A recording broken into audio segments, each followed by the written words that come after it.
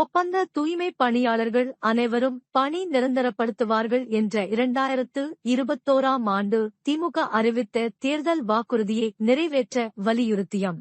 ஒப்பந்த முறையை ரத்து செய்து மாநகராட்சி நிர்வாகம் நேரடியாக தொழிலாளர்களுக்கு ஊதியம் வழங்க வேண்டும் என கோவை மாநகராட்சி நிர்வாகத்தை கண்டித்து ஒப்பந்த தூய்மை பணியாளர்கள் கோவை மாநகராட்சியை கண்டித்து 100க்கும் மேற்பட்ட ஒப்பந்த தூய்மை பணியாளர்கள் கோவை மாவட்ட ஆட்சியர் அவர்களுக்கு முன்பு போராட்டத்தில் ஈடுபட்டனர்.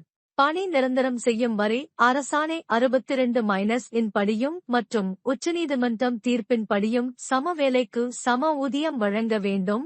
தொழிலாளர்களிடம் மாதம் பிடித்தம் செய்யப்படும் PF உள்ளடங்கிய சம்பள ரசீதை வழங்க வேண்டும். ESI மருத்துவ காப்பீட்டு அடையாள அட்டை உடனே வழங்க வேண்டும்.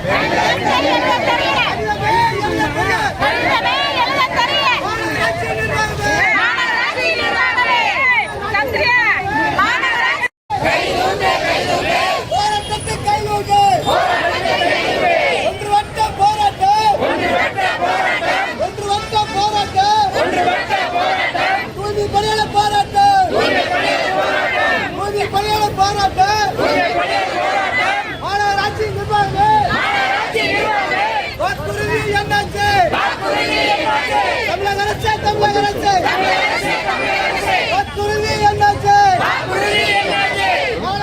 அரசு